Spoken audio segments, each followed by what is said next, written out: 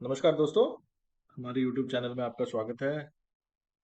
आज का session consolidative था और हमने एक्सपेक्ट किया था कल के सेशन में कि आज का सेशन हो सकता है कि थोड़ा साइडवेज हो, क्योंकि yesterday session was trending and normally ये होता है कि जब भी कोई ट्रेंडिंग सेशन होता है उसके बाद या तो वो कंटिन्यू होता है if there is strong momentum in the market, या फिर it moves into a sideways zone. And आज हमें एग्जैक्टली वही देखने मिला। If you see the chart, ये निफ्टी का चार्ट है।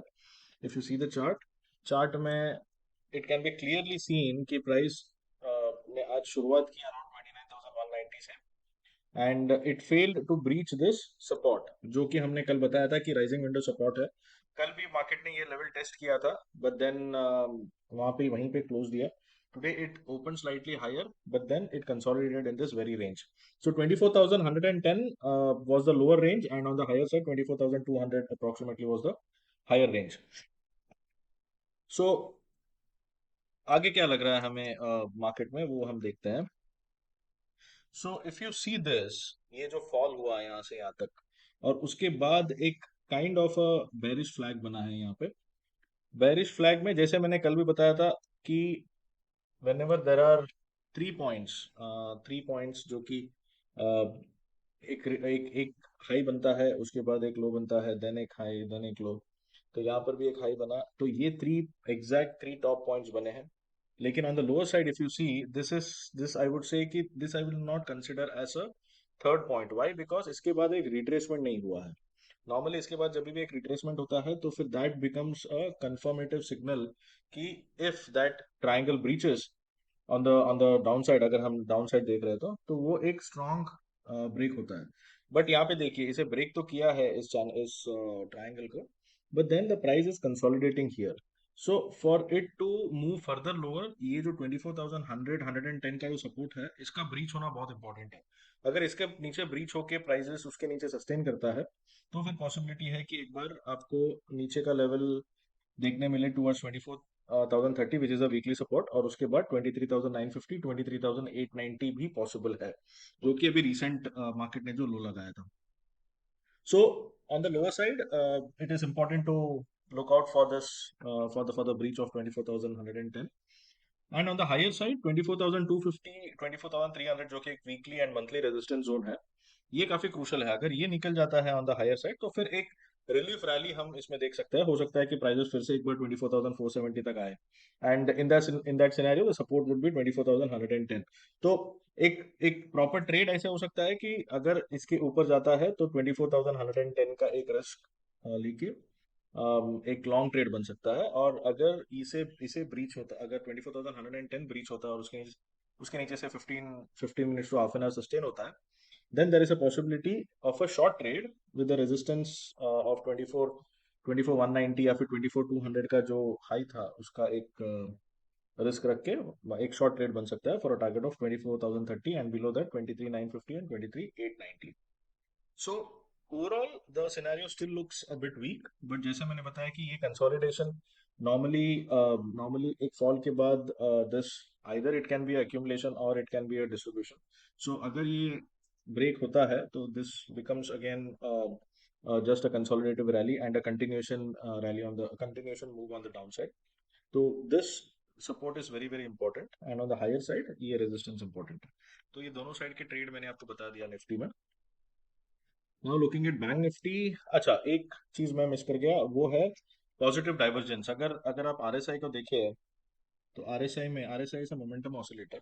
तो आरएसआई में if you see here, prices almost वहीं वहीं पे लो बनाया है, but if you look at the RSI, it has made a higher low, which indicates that the downside momentum is slightly fading. But there is always a possibility, 80 to 90% of the times it works, but sometimes prices में एक continuation move आ सकता है। तो ये एक indication है बस कि मोमेंटम हो सकता है कि थोड़ा सा फेड हो, लेकिन अगर इसके नीचे जाता है तो फिर there is a possibility this might continue on the down side. So इसीलिए मैं कह रहा हूँ कि ये जो लेवल है this is very very important. अगर ये ब्रीच होता है तो फिर से एक शॉर्ट मोमेंटम निफ्टी में बन सकता है। Now looking at bank Nifty में भी सिमिलर, आई वुड से सिमिलर एक फॉर्मेशन है, बट बैंक निफ्टी में ऑलरेडी डाउन साइड में काफी काफी हद तक टारगेट आ चुका यू सी दिस, एक सिमिलर पैटर्न है, इसमें भी एक ट्रायंगल बना हुआ है। And see if you see here, जो मैं आपको एक रिट्रेसमेंट की बात कर रहा था, यहाँ पे एक लो बना, एक रिट्रेस हुआ, यहाँ पे लो बना, रिट्रेस हुआ, यहाँ पे लो बना, उसके बाद भी एक छोटा सा रिट्रेसमेंट आया with green candle, and then when it broke with full force. And आप देखिए कि प्राइस सीधा जैसे ही 50,200 का जो सपोर्ट था, जो अभी रेजिस्टेंस बन चुका है, उसे जैसे ही मार्केट ने ब्रीच किया तो it has come down till 49,650। So almost 500 to 600 पॉइंट downside we have seen after this level breach. इसीलिए मैं नॉर्मली पैटर्न्स और फॉर्मेशन को बहुत फॉलो करता हूँ, क्योंकि पैटर्न्स और फॉर्मेशन में जो ट्रेड मिलता है, I think 80 to 90% of the time that works. So इसे ब्रीच करके प्राइजेस ने एक लो बनाया, the low was near the reaction, the first reaction low of this triangle 49,650, और इसी का हमने कल जिक्र भी किया था कि प्राइसेस यहाँ तक आ सकते हैं 49,650 तक। Now, what do we see on Friday? Now, if 49,650, 49,560 breaches, 49,560 एक माइनर सपोर्ट है, अगर वो ब्रीच करता है तो the market can come down till this trend line support, which also coincides with the triangle का टारगेट। सो इसका जो टारगेट है वो टारगेट क्लोज टू 49,290 के आसपास आ रहा है, और ट्रेंड लाइन का सपोर्ट जो है वो भी करीब करीब वहीं पर आ रहा है। तो there is a good possibility that if it sustains below 49,560, we might see prices going down till 49,290। लेकिन यहाँ पर भी आप देखिए, यहाँ पर भी एक बड़ा पॉजिटिव डाइवर्जेंस है। तो यहाँ पे इफ यू सी, ये जो आरएसआई ने जब यहाँ पे एक लो लो लगाया था, उसी टाइम पे प्राइसेस ने करीब 49,720 का लो लगाया था, और जब प्राइसेस ने 49,600 के आसपास लो लगाया, ऑसिलेटर का जो लो था that was higher than this low.